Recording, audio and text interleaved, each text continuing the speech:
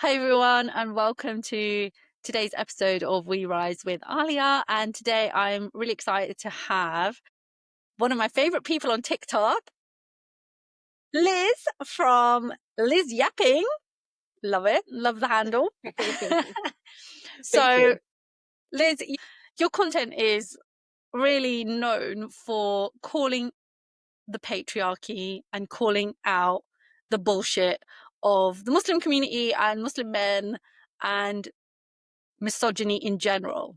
Am I That right? is my goal. Yes, that's my goal. Could you expand a little on what brought you to start creating this kind of content? It was a lot. It took me a while to get into creating this content because I was scared. I was afraid of the Haram police. I was constantly seeing The them, Haram police, did you and say? yes, the Haram police. I was We need to constantly talk about seeing that them. today. Yes, I was constantly seeing them and just saying horrible things, online in their videos, in women's comment sections, especially. So there was a long time that I was like, I don't really want to talk about Islam much because I have such alternative views to the mainstream. And I've always been that type. Like, I just think things differently. And so I had to kind of study the Haram police actually and kind of like understand why they do what they do to take away their power. I feel like they have power over the community and they had power over me for a long time because I was staying silent. And I'm not really the type to stay silent. When I see injustices going on, I was seeing a lot of injustice in the community, a lot of oppression, like a lot of bullying, and I hate bullying. I've always been the type to hate bullying. So I had to study them and I had to see like who are they at their core? How do I take away their power? How do I see them for what they really are? And once I did that, I was like, what? It's time for me to start speaking. It's time for me to start speaking out against this and kind of like giving them back what they give out, because they do a lot of talking in the community. And I noticed that no one ever really talks back to them. Like, no one, people coddle them kind of. And I found that so weird, Like, I would see so many women that would maybe come out with an alternative opinion. Most specifically, I remember there was this girl and she came out and she said, I don't believe that having my nails done is haram and this is why. And she had very good evidence. I looked it up. Look at Nail King. I looked it up and I was like, this makes so much sense. And that actually deconstructed a lot of stuff that I was going through with my nails. Like I had taken my nails off and I thought I was so pious and all that. It deconstructed it. And then I saw the video later and she had turned the comments off. And then I saw it later and it was gone. She had deleted it. And I was like, these people bullied this girl into taking that video down. And I don't like that. Like, we need people to stand on what they're saying and to speak out against the Haram police, but like not get bullied from saying it, like go against them. And that's when I started making my content because I've kind of always been the type like, I don't know. I like to say that I'm shameless. You can't really shame me for anything. You can't really embarrass me or bully me. And honestly, if you try to bully me, I'm gonna stand even more firm because I kind of like the confrontation. So I was like, I guess I just need to be that person. Like, I need to speak up for the people that are scared and that get pushed out of speaking up and just like stand 10 toes down on it because everyone else is too scared to do it. So it's like, okay, I'll just do it. It's fine. Oh, I love that so much. You are a girl after my own heart, honestly.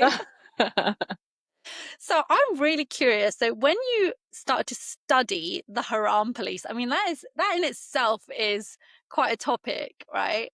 And I want to know, what did you find out? So you said you wanted to really like get underneath their psychology, yeah, and why they do what they do.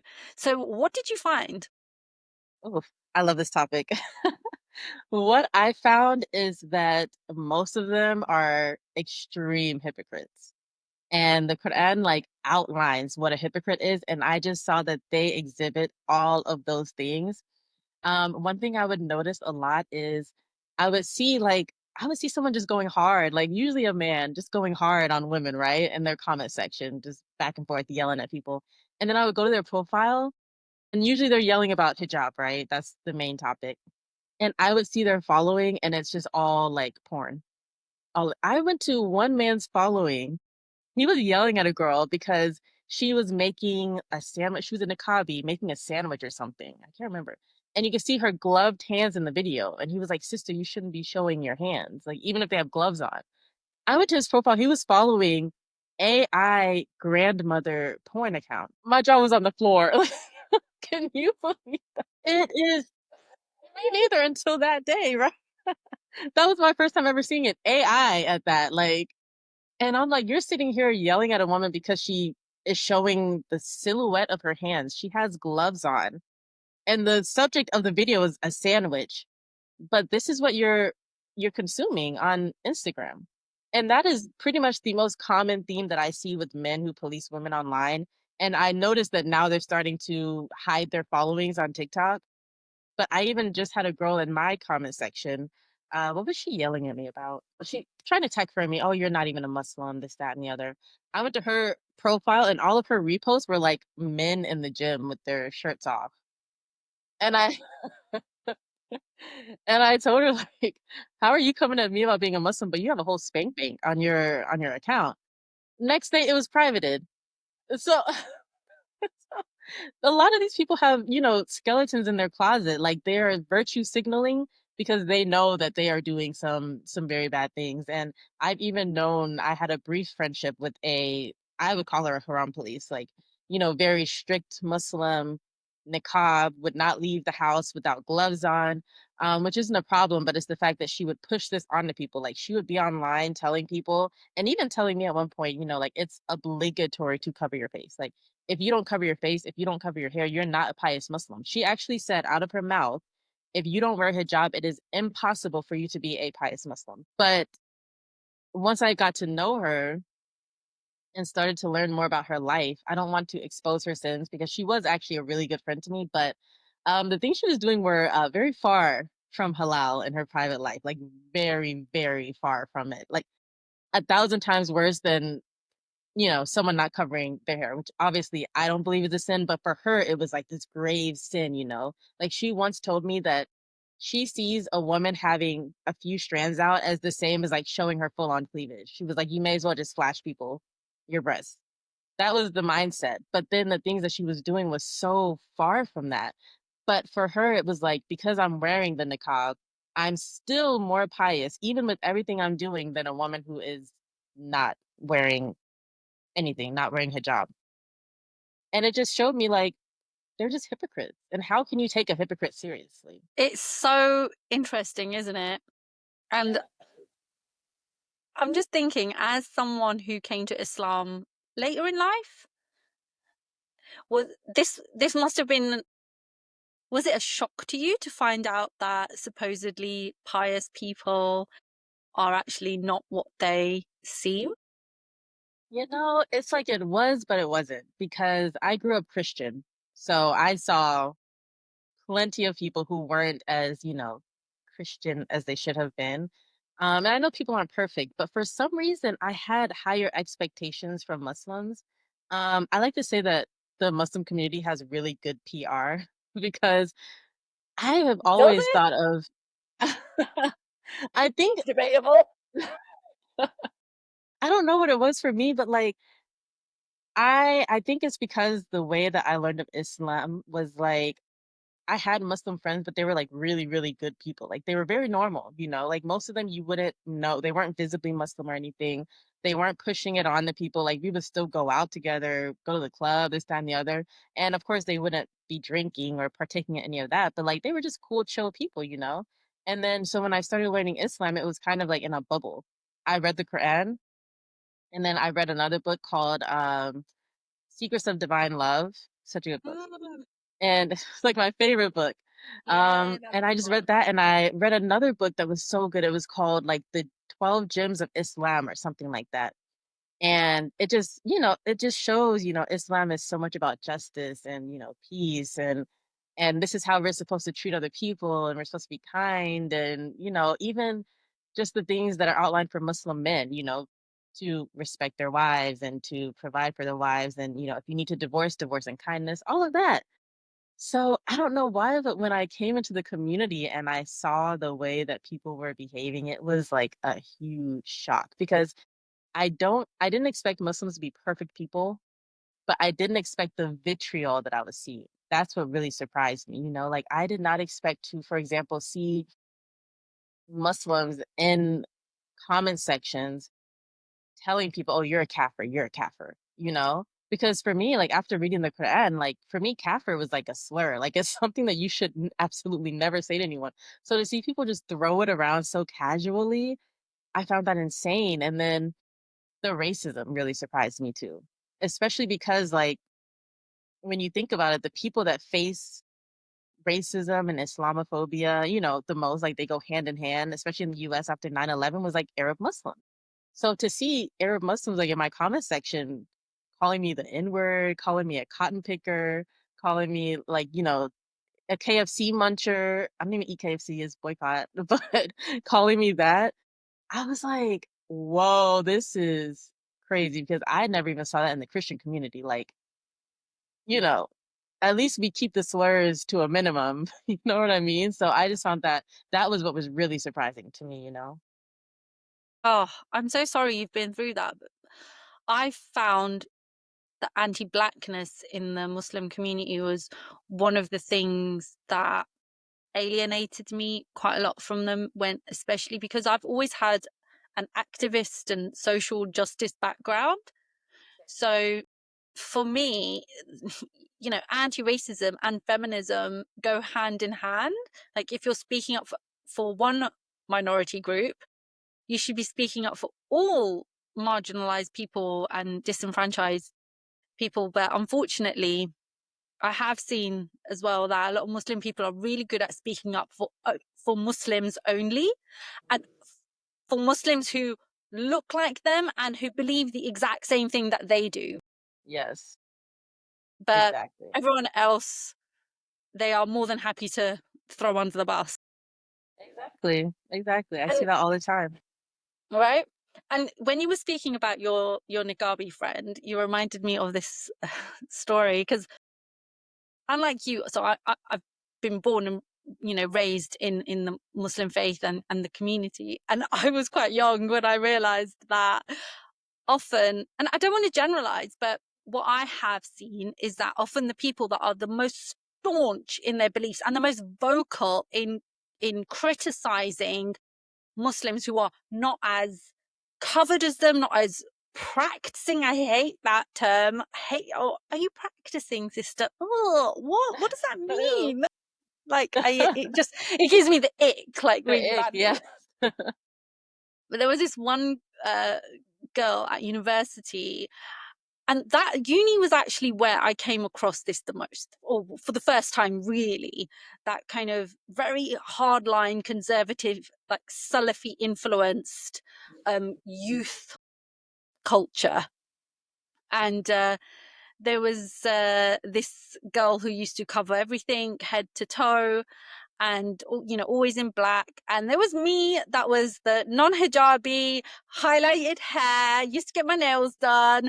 I used to, like you said, your friends, I would go out clubbing with my friends. I never drank, Mhm. and I never had a boyfriend or anything like that, because I had had that drummed into me. Like, these are the red lines as a Muslim, right? Like, you don't drink alcohol, you don't have sex before marriage. Like, that was ingrained in me. And I thought I was a good girl. Like, I was being good in my mind, right? But there was this whole group of girls that were super visibly pious and Muslim, and they would never go out clubbing. They wouldn't socialize with boys, or so I thought, until I found out, yeah, some very interesting things about the most, the strictest one, um, who's always giving me lectures about how I need to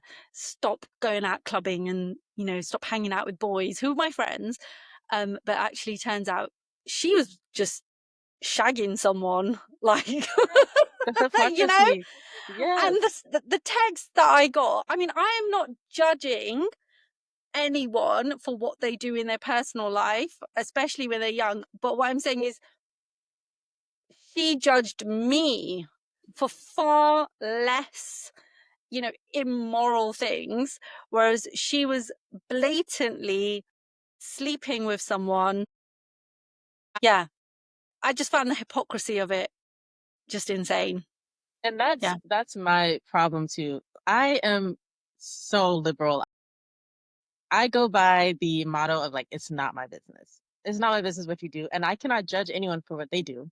I don't care if you're a Muslim and you're out drinking, partying, doing whatever. I really do not care. Like I'm probably gonna be like, okay, like tone it down, but I don't care because it's not my business. This is you. This is your relationship with God. This is your body, your autonomy. You can do what you want, your free will. My thing is when you're doing that, but then judging others for what they're doing. That's when I'm gonna kind of be a Haram police to you, you know? I'm gonna give you what you're giving out to other people. Why are you telling someone, oh, you need to put the hijab on and you need to, stop doing this, that, and the other. But then you're doing the same thing, So I'm going to tell you, okay, well, by your standards, isn't that haram? By your standards, shouldn't you be doing this, that, and the other? Because it's not fair. This is why I mind my business actually, because my biggest fear is being a hypocrite. Like it has always been my biggest fear. I never want to tell someone to do something that I am not doing. So I just don't tell people what to do, or I try not to, unless, of course, they're being a hypocrite and they're coming at me. But in my day to day life, I have nothing to say because I don't know. Who knows? exactly. And this is something that keeps coming up in my community as well. So I've got an online community called the Rising Sisterhood for Muslim women who are doing this work of, untangling the patriarchy, asking those difficult questions, getting answers from knowledgeable scholars who are not just going to tell them, oh, it's shaitan. One of the questions that keeps coming up is around this culture of feeling like, as a Muslim, it's our duty to tell other people where they're going wrong. And my feeling is that it comes from this. There's this one hadith that we all hear a lot, which is that the Prophet Muhammad SAW said that when you see something wrong, say see someone doing something wrong, then the best thing you can do is do something about it. Then the next best thing is to say something about it, and the least good thing you can do is just at least just feel it and think it in yourself. And I think that that has been misunderstood and then weaponized to police women especially, but also to act as the moral guardians of other Muslims for very minor infractions and things that don't actually matter or that are very personal, so between them and God, rather than the meaning behind it, which I believe was about speaking truth to power. It was about speaking up for people who are being oppressed, right? It was about using your voice and your actions to change society and to fight for justice when there's harm being done, right? So that's the way I feel that should have been interpreted, but instead it's been misused massively by holier-than-thou aunties and everybody to say, oh, sister, your hair's showing, or sister, do you know you shouldn't have your nails done, or when you're praying you're sitting the wrong way, or do you know that you shouldn't listen to music, or all of these other really pointless things, like you said, where you shouldn't be showing your hands, and they feel like it's their duty, like they're actually doing something really good because they're Yeah, following the hadith. they feel real good about themselves. And you know what? That's the hadith that I get the most in my comment section because I'm always kind of trying to tell the Haram police, like, mind your business, stop bothering people. And one thing that they don't understand is that hadith is talking about evil. And I try to say this, me having my nails done is not evil. A woman not covering her hair is not evil. My neck showing right now is not evil. That is talking about oppression, slavery, racism, the things that y'all stay silent about or that you try to silence people about. For example, when we had the whole controversy with the Vela Scarves owner, but it's like a really popular hijab company, like it's kind of like a status symbol to have a Vela scarf, like the Vela girls and everything. And there was this whole controversy where the owner, an Arab woman, or she calls herself white Arab. I don't know what that means. But the owner has like some blocks that spell out the N word. Like she took the blocks and made them spell out the N word, posed on them in hijab and everything, posed on them and was like smiling. And this photo comes around like every few years. Every few years, people are like, hey, remember she did this. So we had Black Muslims in the community saying, this is wrong, this is hurtful. We've given this woman a lot of our money, and this comes out, and she was being racist. All the other Muslims, especially the Arab Muslims, are saying, "Oh, it's not that big of a deal. I say it. My family says it." No, not. I did not see anyone actually stopping this evil, actually speaking up and saying, "Hey, racism is haram. Racism is oppression." These are very, very grave things in Islam. Like Allah does not like oppression. If you read the Quran and see what He says about it, and they were just like silencing everyone. But if a woman takes off her hijab, like it's like it's a scandal. But they were really telling people like, hey, don't make this a scandal, don't what do they say? Don't expose her sins and this. But every single day y'all are online exposing sins of people. I'm not understanding where the disconnect is, because for me, especially when I was reading these sort of things as a convert, I read that hadith and I was like, yes, I love that. This is justice. If you see something wrong, you need to speak up about it. And if that doesn't work, you have to change it with your hands. And I'm thinking, like, yeah, sexism, racism, knock it off. No, people are like, no, if you have your nails done, yeah, we're gonna do something about it. We're coming for you. I don't, I don't know where the disconnect came from. Oh my God. I just remember this one time I was at a halaqa, right? And this auntie who ran this halaqa went on and on about how terrible it was that she went to a mendi. So in South Asian culture, it's like a pre-wedding party for the girls, Okay. and where they put the henna on the hands and stuff. And there's it's really like lively and colorful, and we have a lot of music and dancing and stuff because usually there aren't men there. But sometimes there are, especially like the close family, like the brothers and the cousins and the uncle dads and stuff. They'll be there, and it's fine because a lot of us Pakistanis are not that strict about segregation and things like that at all. Yeah. Yeah, it's just not really part of our culture for a lot of us. Um, so this auntie says that some of the nieces were like dancing, because that's really a fun part of this, is that we get together and we do like these choreographed dances, right? So, So fun. to Bollywood songs and stuff, and like this it's so much fun. Like everyone loves it. It's a really good laugh, and it's normally like the younger, like teenagers and like maybe like 20-year-olds or whatever that do this kind of thing, and it's a good fun. And she took it upon herself to call the mums the next day and tell them how wrong they were for allowing their daughters to dance, Wow. right? And then she gave us all this really long lecture about how it's our duty and how she felt so proud of herself because she was like, I did the hard thing, because it's so easy to just stay silent and It's not so say hard for me. anything when people are doing wrong things blatantly in public. And it wasn't easy for me, but I had to do that because that is what Allah demands from us.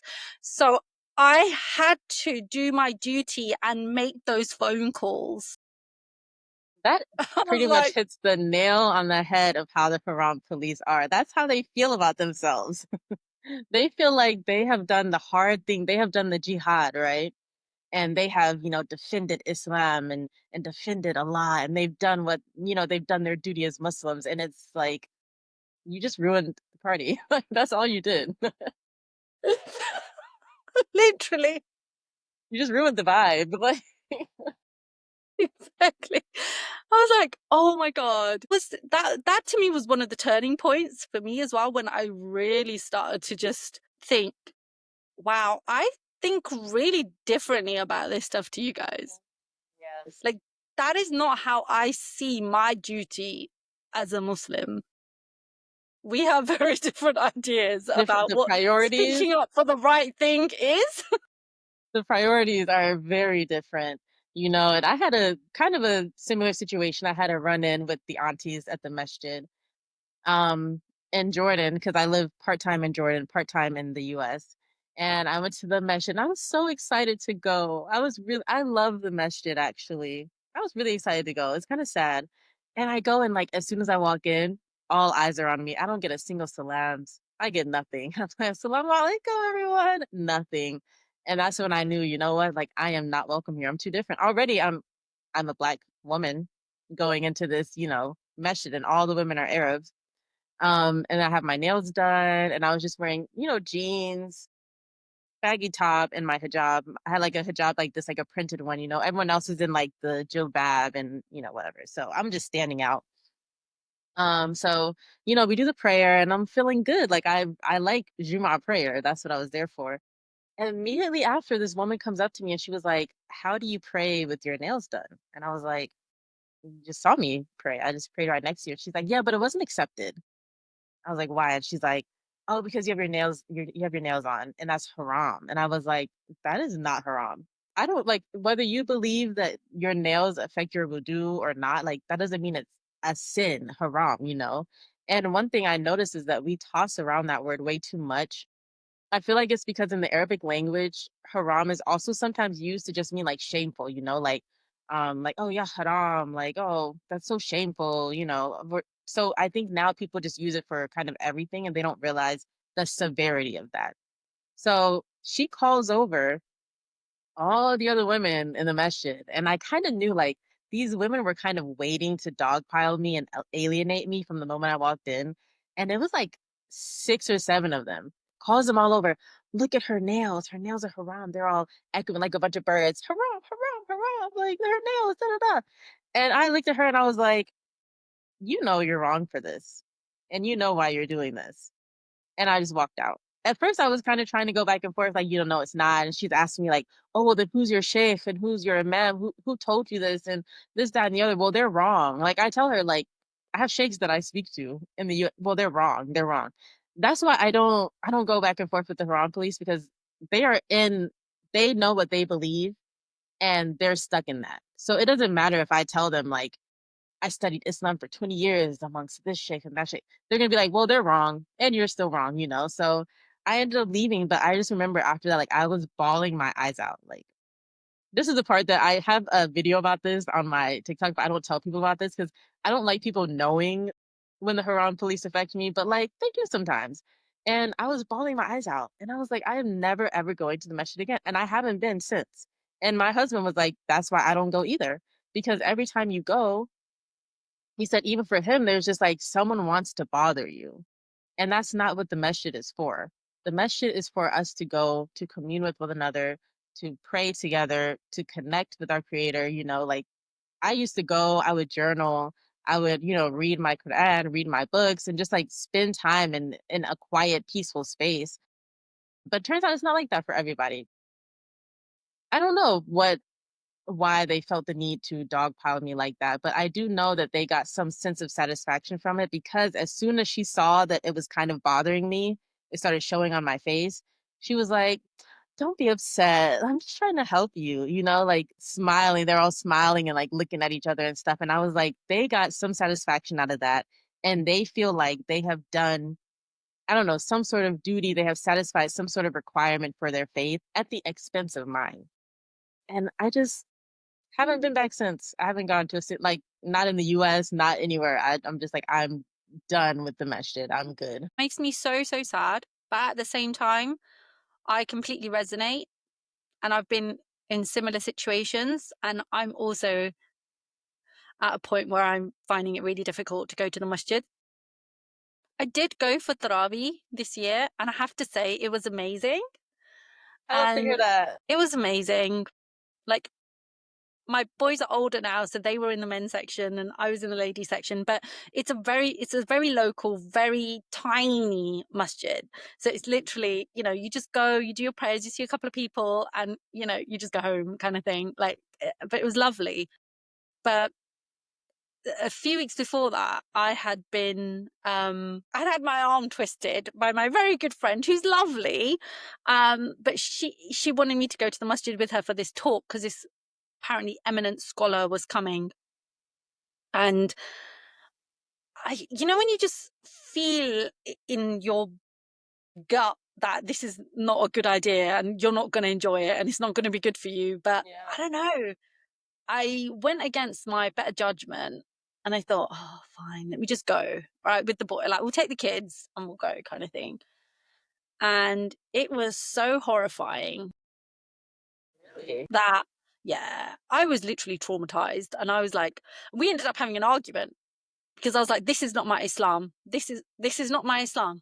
I can't do this. I cannot be in this space, in these spaces where we are having a version of Islam shoved down our throats that is so unspiritual. When it was Ramadan and she was like, well, at least you got some reward for coming to the mosque. And I was like, what? I don't come to the mosque for reward.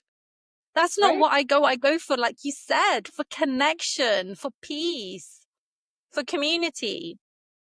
And yes, to learn something as well, if there's someone that's actually going to teach you something of value, but not if they're just going to shout at you for an hour and a half straight about, to be honest, absolute crap that I don't even want to go into because it was really bad. But what I wanted to ask you was, you said to that lady who said, about your nails, and they were bullying you, basically. That's what it was. They were bullying you. That you know why you're doing this. So why do you think it is just that duty, or do you think there is also an element, okay, so this is what I've been thinking, of some form of jealousy, like this kind of envy that is like, how come she gets to do that without feeling guilty? How come she allows herself to be free without having any shame? You're right on it right now. And they want to take that away from you. Yes, exactly. It's trying to humble somebody. Because like I said, when I first walked in, like I saw the way they're looking me up and down. She's in jeans, she has her nails done, like they're clocking everything, right? And when I walked away, like I knew there was I feel like there were multiple things. There was, first of all, I believe there was an element of racism in it because the area I was in, not many black people. And when there is someone that's black there, they're usually like Somali or Sudanese, and there is a racism against those people. Like it just is what it is. So there is that element. There was the element of, trying to humble me. Who does she think she is coming in here with her nails done and not feeling any shame type thing? And then also that jealousy, because when you've been told, you've been shamed about things your whole life. You've been told that if you wear perfume, you're an adulteress, which is insane. You can't have your nails done. Basically, if you do anything that is, feminine and gives you enjoyment, you're going to hell. And then you see someone doing it and they're just like, okay, and what? Like, I'm gonna go into the masjid, I'm gonna pray with my nails, I'm gonna connect with Allah, and I'm gonna leave. That gives you jealousy because you're like, I have been suffering my whole life. Because remember, these women are older. They're like, I've been suffering my entire life, and this young girl has the nerve to come in here and not be suffering. Like, how dare she? You know? And I do also feel like something that I was researching last night actually, is there's like this thing of displaced aggression. That's what I'm looking for. Displaced aggression. Yes. These women have been basically bullied their whole lives. Like they're bullied by their fathers, their brothers. They're told this is shameful, that's shameful, this is how you need to be. And then the only way to escape that is to get married to usually a man that also is going to bully and maybe emotionally abuse them, mentally, maybe even physically abuse them. They can't fight back against their oppressor. So instead, they fight back against people that they believe they can fight back against. So they know that I can't do anything to them. I'm gonna beat them up, go to jail. So they fight against people that they believe that they have power over. That's how they get their feelings of power. I hope that makes sense. But I It really, absolutely makes sense. I came across yeah, this theory when I was studying for my PhD, and I was looking at different forms of patriarchy. And there's a specific type of patriarchy that manifests in South Asian communities whereby women become the maintainers of patriarchal hierarchy. exactly, Um, as the younger women become older and they have a degree of power over younger women, and then because in the pecking order, they are the only people that they will ever have power over. They will never be able to have power over the men in their lives. So exactly, they they direct their ability to control others to the younger women, especially their exactly, daughter-in-laws and younger sister-in-laws. exactly. And So I yeah, read something kind of about, like that proximity to power too. Like women who kind of pander to and maintain the patriarchy because they believe that it'll make them safe. Like we call them pick me's, but I feel like it's a little more sinister than that. But it's basically like, okay, if I'm like, you know, controlling these other women, all the focus is on them and I get a little pat on the back, and I'm safe. Like the patriarchy isn't gonna bother me. I'm gonna be okay because I'm going along with what they want. And it's absolutely. it's it's one reason why I try to not bully female Haram police, or I like to bully the Haram police, but I try to not bully, women who do this because I know it comes from a different place than just, being horrible. Unless they cross boundaries, then I'm like, okay, like I've had enough, like you're gonna get some of this too. But I try to kind of feel more like sympathy for them than anything, which is another reason why at the masjid, like I didn't yell at the ladies, also respecting elders, but I didn't yell at them. I didn't fight them. I didn't strangle them with my hijab like I wanted to. Like I just, let them be. I let them be, because I'm like, I know you're going through things, and that's why it's being taken out on me. But it's also kind of like, not too much now because there is a point where we do have to actually defend ourselves, man or woman, no Absolutely. matter what you've been through. Yeah, And I think I have a similar approach that with the older generation, I definitely see them with a lot of compassion, because we can never understand what they went through and how little choice and agency they had in their lives. But for women our age, especially the ones that have grown up with the relative amount of freedom in the West and are choosing to adopt this extreme or very hardline conservative version of Islam, and then, haram police women who don't abide by that model of Islam, that version, I don't have any sympathy for them, I I find that must say. absolutely insane, actually, and I see that all the time because living, part time in Jordan, we have a lot of these expat groups, like expat groups for women, expat groups for Muslim women who are living in the Middle East now, and some of the things I see in that group is absolutely insane because I'm like, you mean to tell me you grew up in Chicago, for example, you grew up in Chicago, you went to university, you had a perfectly normal life, and then you become Muslim and you go, to the Middle East or wherever, and suddenly you're like this like super conservative, super strict Salafi type. I don't They did understand why you hijrah. would do that to They did yourself. hijrah. They call They it did hijrah, hijrah. literally. AKA they moved somewhere where, their money, their dollar would stretch farther. That's basically what they mean. They didn't do it for spiritual reasons usually. That's what I noticed. And there was one woman in this group. Actually, I have two instances that really upset me, and I ended up getting kicked out. But there was one woman in the group who said that she is not going to let her daughters go to university because she believes there's too much fitna at university and that women shouldn't be causing, distractions to the men and they're gonna, fall into sin. The girl was from Florida with her college degree. What do you mean? What are you talking about? And then you have these people that will make hijrah to the Middle East and actively participate in modern day slavery. And this is going back to our point about fighting against oppression. When you see an evil, you say something and then you do something about it. So there was this whole controversy in the group because this girl said verbatim, I bought a maid from Ethiopia and brought her here. And I guess like, I upset her, I yelled at her, and she started crying, and now she wants to go home. What are my rights over her? And how do I, like, keep my investment? And I was like, girl, it's giving slavery. Like, that is modern day slavery. Why did I have all these? Oh, you should be advising her gently, this, that, and the other. I said, I'm not going to advise someone gently about slavery. We all come from the US. We come from the United States Sorry, of they America. were telling you to advise her gently. To advise her gently, they were like, you should be advising her gently and privately, like the Prophet Muhammad did. And I said, there were plenty of times where when something was really, really wrong, like the Prophet Muhammad got very firm. And I wasn't even, I didn't think I was being too harsh. I was just like, you know what? It's giving slavery. Like, you got to be really careful. And I was telling her, like, this is what these people do. Like, she was like, well, I got them through a company and I'm very nice to her, which obviously you're not because you just told us that you yelled at her and she got upset. But these companies, what they do is they bring these women over, and it's usually women who don't have an embassy in the country, and they take their passports and they make them sign contracts in Arabic that they don't even understand, but they're telling them, you're going to make this much money and this, that, and the other. And they never really end up making the money that they're promised to make. And I was like, how can you, in good consciousness, come from the US where we learned about slavery and participate in this and then get upset when somebody's telling you it's wrong?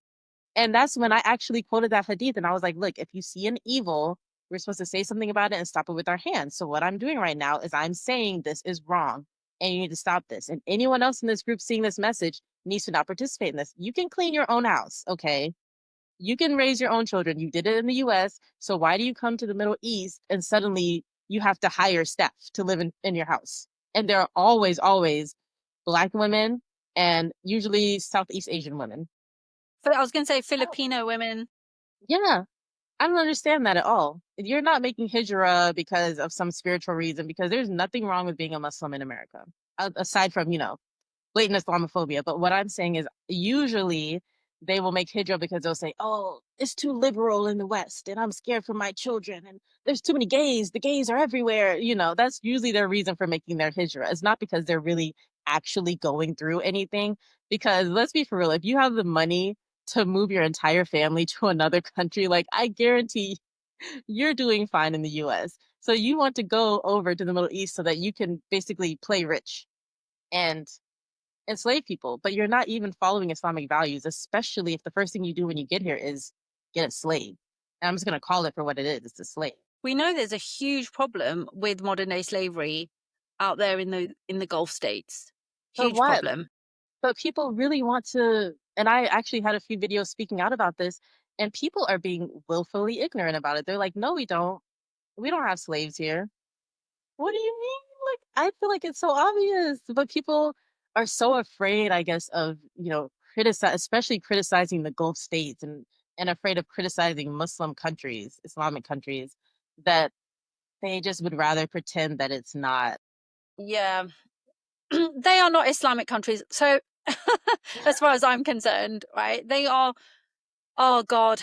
I mean, that is a whole other topic. I could talk about the corruption and Mhm. hypocrisy of Gulf states and the version of Islam that they have exported to the rest of the world, Arab imperialism, Zionism, uh, just the list goes on. And yet, this weird, misplaced loyalty that non Arab Muslims or non Gulf Arab Muslims have got towards those states because they are supposedly seen as the original Muslims and the spiritual guardians of Islam, like Saudi, right? And yet, me personally, I've been saying we should boycott Hajj and Umrah for like the last 10, 20 years because Me of too. what they do to and the craziest thing is that, say, as a Black woman, as a South Asian woman, those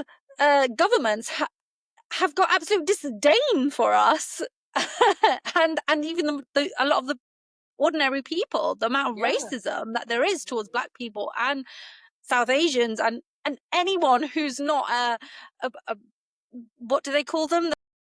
There's a specific type of Arab that they are. I can't even remember, but yeah, um, they wouldn't have any loyalty to us Not at as all. fellow Muslims, right? So It's entirely misplaced. And actually, I remember going to Dubai, like about, I mean, I was 19 at the time, so it was like what, 22 years ago now. And Dubai wasn't anywhere near what it is now, right? It wasn't Oh this yeah. like, yeah, it was starting off. Like I remember the Palm Island was just being built and the Burj Mhm. Khalifa had just been built. Wow. But yeah, and I remember going there with my family and just having a visceral reaction to the place. And at the time, I had no idea that I was like, highly sensitive person, empath, all the rest of it. Mhm. But now looking back, I understand that the energy was dark. Very dark. And I know There why. was It's a very dark. dark, dark energy there. And it hit me like a wave, and I was crying like every day when I was there. And I was like, I Oh. hate this place. I hate this place. Yeah. And with my eyes as a young 19-year-old, very naive, um young Muslim that was going through her whole like zealous phase, right? And where I was looking at the Muslim community with these like rose tinted glasses, and I thought, and I went there like you, and I had all these high expectations of Muslims who live in an actual Muslim country, and Mhm. the amount of lewdness and disrespect and corruption and just all the things that I had always been taught were against Islam, right? Growing up by my family, which was, I mean, there were bars there, there were prostitutes blatantly, Yes. with these covered sheikh looking men. I mean, I know in my mind as a 19-year-old, I thought that if you had the Arab attire, it meant you were a religious person. Like Yeah. I know that's not the case now. I know that's cultural. But I was really young and I thought, oh, but they're Muslim, like they're so Muslim, like they should be better than us. Because that's Yeah. what we were told. We were told that these people are better than you. These Mhm. Arabs are better Muslims than you, who were converted to Islam by your ancestors, and you guys don't really know the proper Islam and you don't speak Yeah. Arabic. So you don't even understand the language One. of the Quran. So you Mhm. can't ever be as pure of a Muslim as Arab Muslims. And then I went to Dubai and I was like, what the fresh hell is this? Yeah. And yeah. For And me, as I my went bubble burst, it was yeah, like, oh, okay. for me, Yeah. like the Gulf era, looking so pious and that burst when I started wearing niqab. I actually used to wear niqab full time. And when I would go about my errands during the day, I would always have the Gulf men coming up to me, "Oh, do you live alone? Can I come to your house? I'm here to study and my family is back home and and they would sit and tell me like I have a wife and I have, these kids and but can I go to your house? And you know what they're asking for, right? And just to see like these people that in my mind have always been like, oh, these are like really pious men. Like I know they're gonna be good men, they're gonna be, everything that a Muslim man is supposed to be. And they're just like every other lustful man that I've ever come across in my life. I was like, the glass shattered. I was like, okay, I see. I see. The clothes are just, it's just culture for you. Because on the inside, you're doing what every other man does. Nothing different, nothing special. It's very disappointing, actually. Very disappointing, but not surprising. A man is a man. One thing I've learned is that a man is a man. It doesn't matter if he's in a thobe. It doesn't matter if he's in Nike tag. It doesn't. A man is a man. Like they're gonna do what men do, and I feel like a lot of the community they glorify these. I would say like super Muslim seeming men because they speak Arabic and they wear these clothes and that clothes. And that's why I can never really get behind this whole thing of like, you have to listen to the scholars, you have to listen to the sheikhs. Because I'm like, I've had men that look like these scholars come up to me and blatantly ask me to have sex with them. Like, I can't respect it anymore. I just can't. Like, they've been so humanized to me now. It's interesting, isn't it? It's very interesting. And the dark feeling you were talking about having in Dubai, I actually had that when I went to Umrah. When I was in Saudi, I was crying every day I just felt so like it felt dark. All of my memories of my time in Saudi, even though it was bright, sunny, summer weather, hot, they all feel dark. Like I just see darkness in them. And I feel like I saw like the absolute worst of humanity when I went as well, because I was seeing the way that people will just like forget all of their manners, if they even had them to begin with, forget all their manners, all their dignity, just to get to Masjid al Haram and to try to touch the Kaaba. It was so depressing. I remember being at the masjid, I cannot remember the name of it. It was like Masjid Aisha something, but it's where you go and you wait for the buses that will take you, to the Masjid al Haram. And the buses are free. They're free and they come like every 5 minutes. So me and my friend, we're just waiting patiently for like a bus that's not full of people, right? No, everyone else is not doing the same. I saw these two men. This old woman was getting on a bus very slow. These two men grabbed her, tossed her off the bus, and got onto the bus before her. Like, it almost No. brings me to tears actually, like, because I was just like, I can't believe that I saw such abuses of women while I was there, and older women too. People were told that we need to respect, but it just goes out the window. And then we get there, and we're going around the Keba and it's like we're just being shoved and elbowed the whole time by men. They're stepping on people, they're pushing people out of the way, like just absolutely no respect. So we left, like we were like, I'm not even trying to be this close. It doesn't even matter to me. Like we got our picture and we left and we went, there's like an upper area and it's a longer walk. So it was just much preferred to just being around those people and just like the vibes were so, so off that I was like, I told all my friends, I was like, I'm never going back. Like, I'm not doing Hajj. I'm just not going to do it. It's just uh, not the right time and environment for it. I can't do it. And then I remember like a few years later when a bunch of people died there because of the heat and because it's kind of like an elitist type thing. If you have a bunch of money you can pay for a different Hajj experience than if you don't have any money. So people were dying basically because they were poor and they couldn't afford to have like the umbrellas and the water stations and everything, which I found so insane, right? I'm like, this is a clear sign that something is wrong with the way that you know Mecca and Medina are being maintained and with the way that Hajj is being commodified these days. I'm looking in the comment section, everyone was like, "Oh, mashallah, what a great way to die. What a great to die in Mecca." Like it's like they're not even seeing what is going on. They're not even seeing how dark that is. That so many Not, people died. they're not seeing the power dynamic and the inequality, which goes directly against the principles of Hajj and the reason why everybody dresses the same and the concept of a haram, which is that all Muslims are equal when you go Exactly. for Hajj. That is one of the fundamentals, that we are not meant to have these disparities of wealth. Exactly. One of the things that I wanted to ask you about actually no, before that I wanted to, it's a bit out there. I don't know whether I should Okay. say this. But hey, whatever. I actually had a dream like a few years ago. I had this dream where, and I have a voice note of it somewhere because I voice noted my friend in the morning. I was like, I had this crazy dream and I don't know what it means.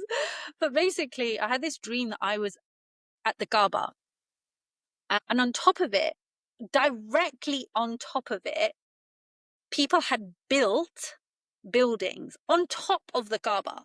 Wow. They had built hotels in this line going all the way up literally to the sky. In my dream, it's such a bizarre dream. And in my dream, people were scrambling over the Kaaba, climbing on top of it with their feet and everything, and climbing into these hotels, right? And they got, it's like a tower of hotels, and it was quite violent actually, like people getting hurt and people were falling off, and in my dream, I just felt so horrified that there was something on top of the Kaaba, like nothing should come above it, right? Yeah. And yet there was literal hotels and shops. That's it. Yeah, there was shops and hotels on top of the Kaaba. And I know this, obviously that's like that whole area has been like so massively developed over so many years, right? Like there's all these shopping malls and like 7-star hotels and whatever, like dominating the Hajj experience when that's not what it's about. But yeah, I just remember this dream that I had, and I felt so sad that most people can't see the way, like what you just said, that Hajj has been commodified. That dream is actually very indicative of what's going on. Like the buildings that are much taller than the Kaaba, which I always thought that we weren't supposed to build buildings taller than it. That's what I always heard, but I also have not verified that. But it seems weird to me to have, Same. I don't know, hotels and shops and malls and stuff that are towering over this religious symbol. It's a very important symbol, you know?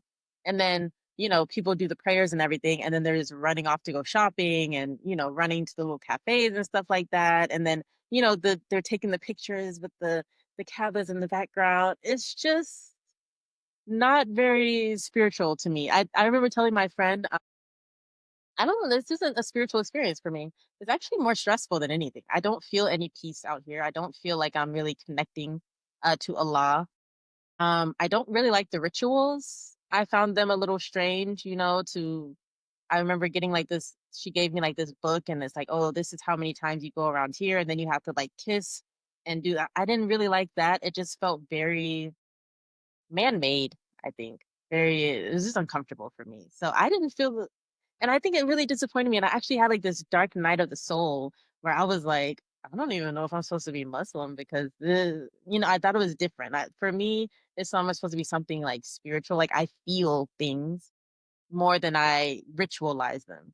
So when I went, I thought it was gonna be this like really deep, like awakening type thing, you know? And it was like very much the opposite. I actually think I saw the worst of humanity thus far, like, you know, in person, when I went there. And where are the Haram police talking about that? And they're Yeah, not. They're they're glazing not. it real bad. Like they are like I told you, when we literally saw like hundreds of people, mostly poor people. I'm pretty sure it was mostly Egyptians too, if I remember correctly, dying. And the Haram police said nothing about, hey, why are we withholding water from people? You know, like no one said anything, but they were just like, oh, mashallah, what a great way to die. I hope I can die in Mecca someday. Like, what? Oh my God, but God forbid a woman have her nails done. It's over for her. It's over. The last thing that I wanted to ask you about, actually, there's one thing you've spoken about this, and this is something that I get asked, well, not asked, I get criticized about every now and then. Someone will be like, sister, you shouldn't be talking about Muslims in this way because you're making us look bad. And we already are in such an incendiary environment. People hate Muslims already. We have Islamophobia, we have racism, and I'm not denying any of that. In fact, I speak out, and we have in this conversation spoken up against Islamophobia and against, you know, anti-Muslimness and racism in all its forms. But women are made to hold the responsibility for like upholding the image and the reputation of Muslims by not speaking up against the misogyny or the violence or whatever that we all the things that women suffer from in our community. But yeah, I just thought you might have something to say about that. Do you ever get that? Do you ever get comments from people saying don't say this, that, and the other because you're making Muslims look bad? All the time, all the time. I feel like sometimes I feel like we're under duress as Muslim women too. Like I feel like they're holding a gun to our head and they're like, say that you're happy, say that you're not oppressed, say that everything is okay. And for me, like whenever I get comments like that, I just got one the other day. Someone was like, "Oh, you're always talking bad about Islam." And I told them, I'm not talking bad about Islam. I'm talking bad about misogyny. I'm talking bad about patriarchy. And I'm talking bad about people who weaponize Islam. Islam, in and of itself, is good. It's when people weaponize it. And the thing is like the reason why I don't buy the whole, oh, you're making Islam look bad type thing is because everything is like all the religions are weaponized, all the spiritualities are weaponized, everything is weaponized. So, me simply being a Muslim woman talking about my experience as a Muslim woman does not mean that I'm making Islam look bad. Like, I'm literally just talking about the weaponization of it. Like, if anything, y'all should be thanking me. Like, how dare you be so ungrateful, you know? But yeah, I get that all the time. And also, don't you think that, I mean, I can think of some people who I think are making Muslims look bad, and then it's not the women. Exactly. That was another thing I mentioned. And in this same video, like I was basically saying, I don't understand why the responsibility is on women to be silent. And who are we performing for? First, are we performing for the Islamophobes? Because I thought we didn't care about them. Are we performing for, the West? I also thought we didn't care about them. I see the Haram police saying all the time, oh, don't soften Islam to make us palatable to everyone else. So then who are we impressing? But I don't understand why it's on Muslim women to be silent so that we can impress whoever we're supposed to impress or whatever it's supposed to be. When we have men out here that are sitting in rooms learning how to argue with women online, Muslim men doing little clinics or workshops talking about how to argue with women. We have men on here that are debating if it's okay for you to sexually assault your own wife. If your wife, we're sitting here debating, okay, what are the valid reasons for my wife to say that she does not want to have sex with me? And can I override those and just do what I want anyway? That's what's making Islam look bad. And I see like you understand what I mean. Like that's what's making it look bad because every time I get content all the time, like with Islamophobes talking about why they hate Islam. Every time I see their videos, they're clipping these men. They're not clipping a woman who said, hey, stop bullying me about hijab. They're clipping the men who are talking about, oh, I'm not gonna go, be with my wife while she's giving birth if she's acting like a feminist. And these men are like using Islam, they're like twisting it to support the crazy stuff that they're saying. But we're the problem for speaking out against those men. If anything, I would say that women who speak out against, the misogyny in the community are showing that it shouldn't be there in the first place. Like we're showing people like this is not Islam. Like this is insane. The stuff you guys are seeing is it's insane. Please believe me when I tell you that we have rights, okay? We have education, we have intelligence. We're not just sitting around with these weird men, being trad wives, like a lot of them try to make us seem. So I like to believe, or at least my intention is to, preserve Islam and hopefully by proxy the image of it so that we're not continuously pushing people away from it by just showing that like, this stuff that you're seeing is insanity. But people like to tell me the opposite that, I'm making it look bad and, how dare you English speaking Western women ruin Islam. It is what it is. Okay, you have your beliefs. Fine. And that's exactly how I see it as well. That it's the men who hold these kind of beliefs, like they will die on the hill of Aisha was 6 years old, Yeah. and that there is no such thing. There is no, child marriage is fine in Yeah. Islam, And right? that Like makes us look bad. they It makes us look defend that. ridiculous. They defend their right to have 4 wives. Yeah, Right, not even constantly. That's all reason. they want to talk about. All they want to talk about is Mhm. that they have a right to have 4 wives, and Aisha was 6 years old or 9 years old. Like, and if we critique that, we're like kuffars, feminists, whatever, We're right? making Islam look bad, but I'm like, you're making Islam look bad. I am trying to combat that because you're You making us are all look literally ridiculous. you are making Islam look bad by defending your right to marry children. And if you can't see that, I don't know what yeah, to tell you. Don't know what to yeah, tell you. literally don't know what to say. Oh my goodness. Um, you Oh my God. So I think that's so important that women are educating themselves about their rights in Islam so that they can confidently say, hang on a minute, what these podcast bros and dawah bros and, YouTube sheikhs that are just so off key and misogynist are not actually representing true Islam. I agree. And that when you do the deep study and you go to the Quran itself and you do the work to understand our religion, not through the lens of patriarchy, but in the spirit of the original message and the Quranic ethics, then you discover all that peace and justice and beauty and love, right? Mhm. And that what these Islamophobes are trying to say about Islam not only isn't true, but is a result of, to a certain extent, not purely based on just their hatred of Muslims, which is going to be there regardless, right? We can't, Regardless. it's not our job as Muslim women to stop them from hating us, right? Exactly. Because they hate us because they're racist, right? Exactly.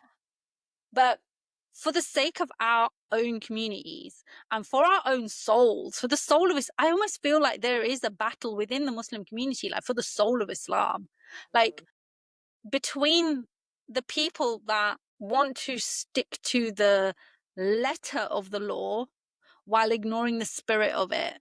Yes. And that has been to the detriment of all of us, really. So the women who are speaking back are really doing all of us a favor, because like you said, because we are actually bringing to light the softer, the kinder, the more loving aspects of the religion, which are actually going to draw more people to it, right? And Yeah. that's not I mean, I'm not saying that this is a form of dawah or anything, but I'm saying if that's your goal, if these dawah bros or whatever are saying their goal is to draw people to Islam, what they're doing is the complete opposite. Very much And they're opposite. actually pushing people away from it. Mhm. Mhm. I So love that yeah, you I think mentioned. that's why it's so important for Muslim women to educate themselves. That's why in the Rising Sisterhood, which is, that our online community, educate is our very first pillar. So there's 5 keys to empowerment through this process. It's like 5 pillars that a Muslim woman needs to access and to heal in order to move away from that sort of like punishing version of Islam and into a more loving and just version of Islam. So the 5 are educate. I do love a bit of alliteration. So Mhm. educate, express, embody, evolve, and elevate. And they work with the all centers of consciousness, the mind, the heart, and the body, so that we can like really holistically learn about our rights in Islam, express our true feelings, including anger and rage and disappointment, and all the things that we've been talking about today, right? This is part of that. It's using our voice, Yes. right? Then also learning to embody it in ourselves, Mhm. like actually live it and I love practice that. it, and to heal our relationship with the divine. I think that is so important, and have a more heart-based relationship with God. But it's a process. It's a process. It doesn't happen overnight, but Yeah, it that's why doesn't. I've created this community. Yeah, I'd love to see some your followers or and together if we can build this movement. Yeah, this is how I see WeRise. It's not just like online community, but really it's a place for all Muslim women who are just questioning things to like Yeah. come together and disrupt. Corrupt. Take us Yes. home. I, I love that you mentioned about educating, like having that education to know, oh, what this man is saying does not make sense. It doesn't align with Islam. And that's really one of the goals of my content because what will happen is I'll make a video and I'll kind of just like throw out a statement, right? Like having your nails done isn't haram. But I purposefully don't give, like the sources, right? And I used to do these like like editing all the videos and the slides and like, oh, even so and so said this, this, and this. I used to do that, and I realized like it's pointless because first of all, people are always going to argue with you, and then they're going to ask for sources, and you give them the sources. They're going to argue with the sources. They don't like this scholar, they don't like that scholar, they don't like this sheikh, whatever. The goalpost will always The move goalpost whenever constantly it's a moves. woman. Exactly. When it's a man, you take it for face value, but when it's a woman, you gotta. They basically expect me to jump through hoops. Oh, well, how long have you been Muslim? Do you know Arabic? Who did you study under? I realized I'm not doing that. I actually had one of my Islamic teachers. She basically said like the religion is not a debate club, and when she said that, I was like, period. And neither is my page. This is not a place for me to debate with the Haram police. My content is not for the Haram police. My content is for women. I want to empower women and I want to educate women. So when I make my videos, I specifically don't do that anymore. I don't put a bunch of sources and this, that, and the other because what I want is for women to hear these things and be like, huh, why is she saying that? Or, huh, I've never thought of it that way. And then go on their own and do that deep dive because it's like when they say you can lead a horse to water, but you can't make it drink. I'm not gonna sit here and shove a bunch of sources down your throat and tell you, oh, you need to believe the way that I need you or I believe. You need to wake up and you need to believe this, that. Like, I'm not gonna do that. It's not gonna work. That's not how you teach people, especially people who are so entrenched and the things that they've been taught, and a lot of it is very shame based, and it's like a scary thing to get out of that. Like I I recognize for me, for example, having my nails done is absolutely nothing. Like I've always gotten my nails done. I've never had any sort of shame around it. Like it's not important to me at all, but for some women, like this is a huge deal. Like this is a really big thing to do. Like they could probably even have maybe a panic attack going to the nail salon because they're like, oh my God, like I'm sinning. You've been told that your whole life, right? It So would I for can't, me. When I was yeah, younger, I had a lot of guilt around it, but then, yeah. did my research and made my peace with it. Yeah, and I couldn't in that time, if I had come to you in that time and said, "Hey, go get your nails done, it's fine, you're not gonna get in trouble," you would have been like, "Oh my God, like what are you talking about?" Like it would have caused panic. So I simply say, nails aren't haram. Or I made one video, people are pretending they don't understand it, but I was like, how come women are constantly being told that their prayers aren't accepted because they have their nails done, but then men will have the blood of their wives on their hands. No one says, oh, is their wudu accepted, or maybe it's not, or is their prayer? No one says that. And I had a lot of women be like, you know what, I've never thought about it. So I actually like, looked into nails and wudu and things like that. And like I understand what you're saying. Like I'm gonna go get my nails done now. And I'm just like, yes, like you have to go find that information yourself because me just sitting here telling you XYZ because, this scholar said this and that, it's not really gonna do anything. And also I feel like it's a waste of my time. So I often get, the Haram police like, oh well, you didn't even put any evidence on this video. Give me your evidence. This video is not for you.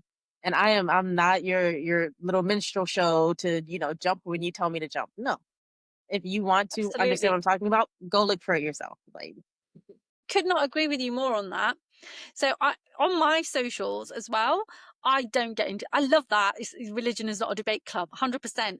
I will never argue with people about evidence. hmm Maybe sometimes if it's something really obvious that I want to point out, I might.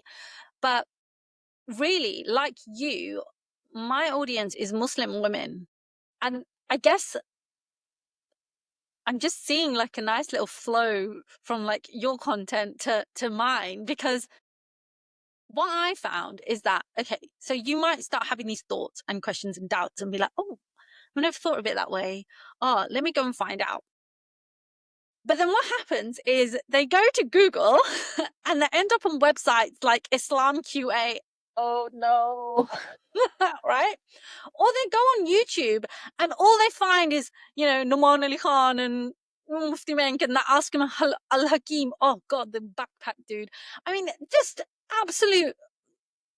They're not going to find the answers they're looking for because these are just hmm people who parrot the mainstream. Yeah. Okay, there's nothing original about anything that any of them say. Right? Sorry, not sorry.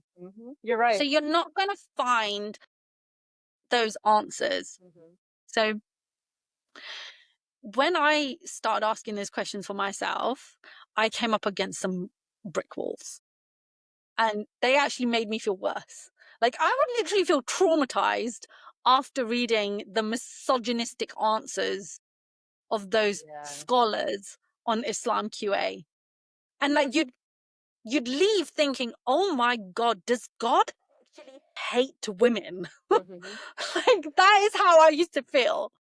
And I feel so lucky and blessed. And to this day, I'm just like, I don't know how this happened, that I ended up on this path of doing my PhD and discovering Islamic feminism. I don't know how it happened, but it, to me, is nothing short of a miracle. Because when I started reading the work of Islamic feminists like Amina Wadud and Ziba Amin Husseini, I was like, what is this? Like, this is incredible because these are, these are genuine scholars who are looking so much deeper into the production of knowledge. So it's a methodology really for critiquing the way that our Islamic scholarship even developed, looking into tafsir and hadith and jurisprudence, that all the Islamic sciences, and going, hang on, okay, these things did not develop in a vacuum, in a social, political, economic vacuum, right? And there was a historical context to all of this. And these Islamic sciences themselves developed at a time that was, in a very patriarchal context and a very authoritarian context as well. Discovering that and then looking at all the different things that affected me as a Muslim woman that I wanted answers on, whether it was, you know, am I allowed to show my hair? And can a Muslim woman marry a non Muslim man? Men really allowed to have four wives? Does a woman actually lose custody of her children if she divorces her husband? You know, these kind of things, which were a lot of the issues that the women that I was researching for my PhD in Afghanistan were facing, really awful cases of, women not getting their inheritance, widows not having any rights, which directly goes against Islam and things. But Yeah. yeah, Yeah. I researched really deeply into Islamic feminism and found so much liberation, so much empowerment, so much truth. Like, when your heart just feels at peace Yes. and you're like, huh, like, I've come home. Right. like This is right. like this is the Islam that I knew was Mhm. always there. This is the Islam that my parents tried to the values that they instilled in me, like around fairness and truth and justice and all these things, kindness, compassion, caring for minorities and the poor and all of this. This is what I was brought up with, right? And our morality rests on that. Yeah. So anyway, it was hugely liberating for me, and I just really wanted to share that with other women.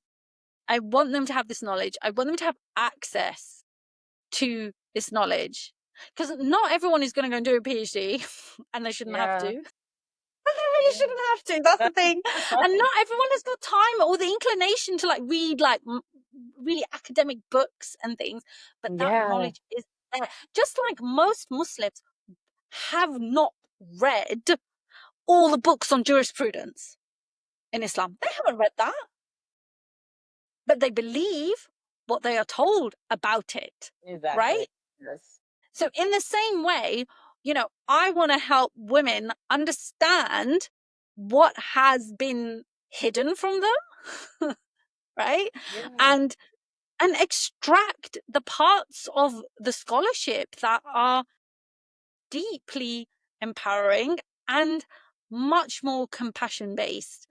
And I think a lot of women are desperate for that, to be honest. I think they're Wow. searching for it Yeah. with their hearts and their Yeah. souls, right? They're like, don't make me choose. Don't make me choose between being a feminist and being a Muslim. Don't Hmm. make me choose between being a loving person and being a Muslim. Being Yeah. inclusive and being a Muslim. Hmm.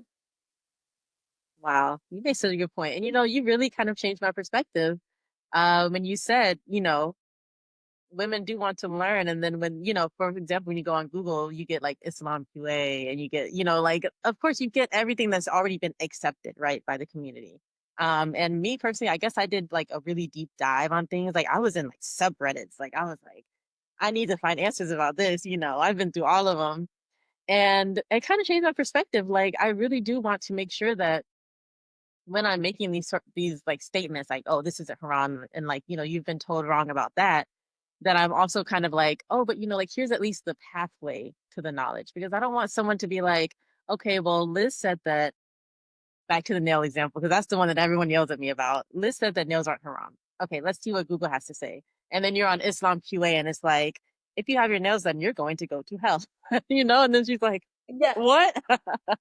So like that was a really good point. And I've had people kind of ask me, I do have like an Islamic bookshelf, that's what I call it, on my profile. It's like an Excel spreadsheet, and it has, all the different books that I've read. But again, not everyone has the time or energy to read that stuff. But I've had people kind of ask me, can you make just like a PDF or something with, some of your sources? And I might just, send them over to you, because I'm not really good at that type of stuff. And I really don't want the Haram police to be in my links talking about, you're not even qualified to do this and da da da da da, and I'm really afraid of leading people astray. That's like one of my other fears, is I'm just like, yeah, Allah, please make sure I'm telling people the right stuff and I'm not just, saying whatever. But I've had people request that from me. So I don't know. Maybe I'll just Well, reroute them to you, or you can proofread for me. I don't know. the thing is that, again, one of the massive blessings of my life is that I am so lucky to be connected to a global network of Islamic feminist scholars. Amazing. We have yeah, I know, it's just, I mean, literally I can WhatsApp them with a question. I can be like, hey, Love that. someone asked the other day about yeah, I remember what it was about, but yeah, I'm really lucky. And I also we have monthly master classes where I have these scholars come in and teach. We have resources, we have reading lists, we have guides, we have a safe, like, properly confidential private community where women can feel safe to have these conversations, because social media, like you said, is not the place to be having these debates openly. We can Yeah. raise the issues, but we can't go really deep in public because of the pushback. And it's just not the right arena to do, because it's deep work, it's deep Yeah, spiritual work, exactly. You right? can't do that in like a minute, 2 minute You can't, you can't. And these are complex issues. Yeah. These are complex issues that require complex answers, that require dialogue that goes back and forth. It's not just, oh, like you said, this is the answer, here you go, here's your source. Hmm. It's deeper, it's more complicated, and we need space for that. And that's why I have the Rising Sisterhood. So if you do get women who are like, where do I go for this, like, I'm more than happy to welcome them. I'll send them your way. Yeah, thank you. Yeah. But And I'll that be was in an some of your amazing. master classes too, because I love that. And I really do. I want to hear from other, like Muslim feminists, especially like scholars and things like that, because it gets like kind of lonely sometimes. Sometimes I'm like, am I the only one that like, thinks like this? Like if I didn't have people like you, where I come across your videos and we talk, or like, there's a few other creators that kind of do like the same content as me. If I didn't have them, like I probably would have given up, because I'm just like, I feel like I'm like screaming into a void, and like, Void, yeah, they're like, hello, is anyone yeah, there? And everyone's I like, know. I There's hate your nails. Topic. I thought of another story, but like with people always asking me like, "Oh, what are you, a doctor?" and da. It's like I just saw a video last night where a girl was saying, and this is completely not even about Islam, but she was saying, if you take like it's like fuel stuff for your car, like I don't know, and you put it in your gas tank, it'll make your gas last longer, because gas is very expensive right now. Every woman in the comment section was like, "I'm gonna ask my husband about that and see what he says." Why can't you just believe a woman? Like, it's always the women that are having their intelligence questioned, but it's never the men, and they're saying insane stuff. it's because it's because it's because women are not seen as producers of knowledge Hmm. or as authority Yeah. in any way. So we always have to defer to men because men are the leaders, men are the heads of households, men are. So what does authority mean? If you think about the word authority, it means someone who's in charge, Hmm. right? So men have historically been in charge of women, of families, of society, right?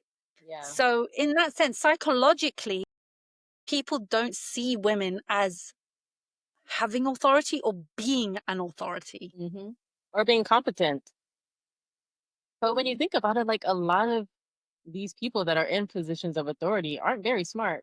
A lot of these men aren't as smart as people think they are. Like, we have scholars making fatwas that change people's lives. There's this one guy, I can't remember his name. I think it's something Hakeem or something. But yeah, And he's the worst. yeah, he's the absolute worst, but people defer to him as like a real authority. But when he answers stuff, I'm like, that is the dumbest thing I've ever heard in my life. And I cannot believe that you're just believing that. Like, and no one ever asked him, like, oh, where did you get this education? And da da da. Because he'll be talking about stuff that's like not even in his realm. I saw one where a girl was saying, like her father is sexually assaulting her. And instead of saying, you know what, I should defer this to the police, to a psychologist, he was like, oh, well, you're probably lying and, you should just wear more clothes around your father. And people were like, he's right.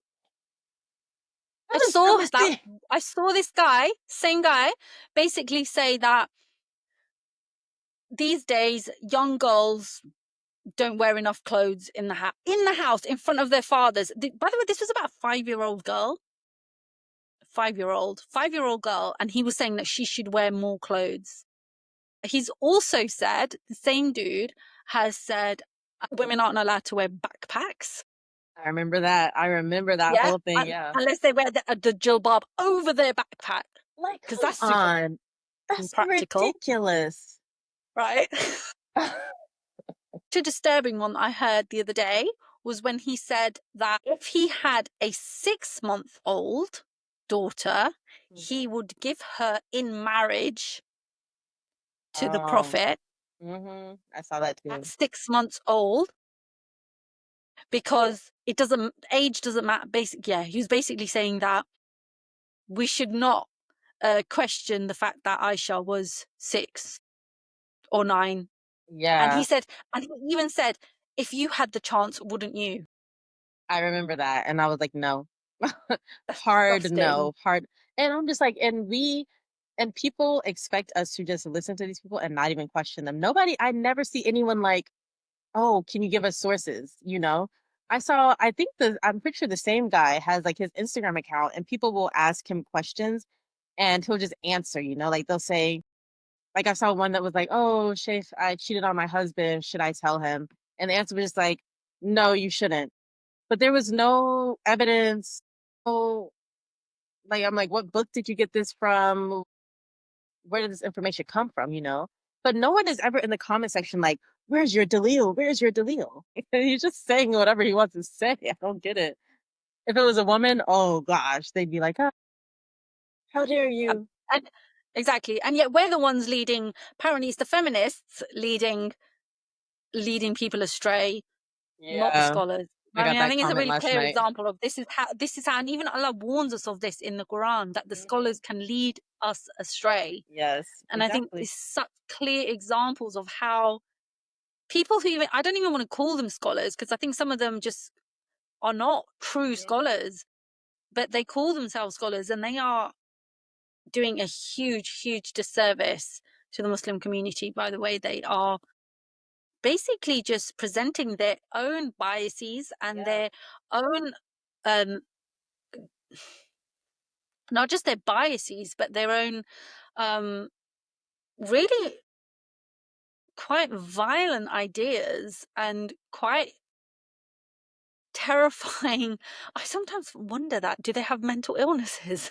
I think they do. And I was thinking that the other day. I was like, I think a lot more people than we think are just mentally ill. Well, honestly, especially when you think that a lot of these, places they come from don't really still don't recognize mental illness, as a thing, Like my husband, I was telling him the other day, like, I think you have ADHD. And he was like, no, like that doesn't exist. Like, of course not. Like that, like they don't believe, like that type of stuff. So I'm just like, I think a lot of these people are walking around undiagnosed, unmedicated, given way too much attention, and they're just saying whatever they want to say. And I honestly have a thing about people that get really, really famous like that.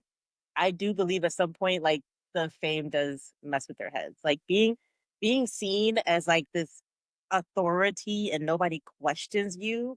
I really think it can, like, darken the heart in a way if you're not careful. And I see that in a lot of these scholars that people worship, and they're like, you have to listen to them, you can't question them. And it's in a way, it's a form of idol worship.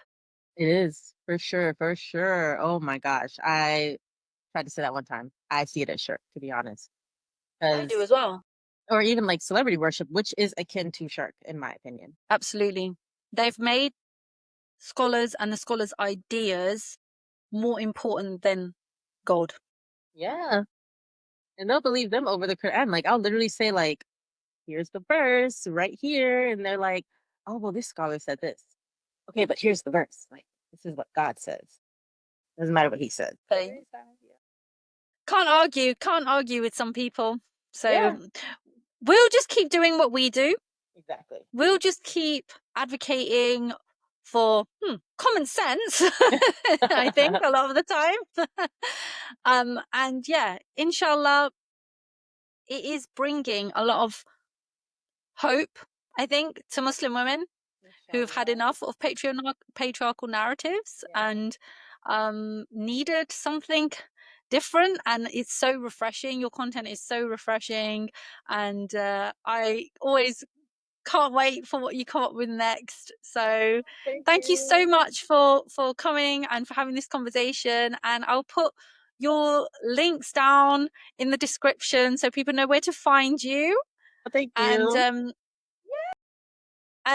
I hope, yeah, and I'll also put the links down to the Rising Sisterhood. So if you want to join our online community, and some other free guides, I've gotten because we've talked about Islamic feminism quite a Mhm. bit in this conversation. So I actually have a beginner's guide to Islamic feminism. So I will put Okay. that in the description as well.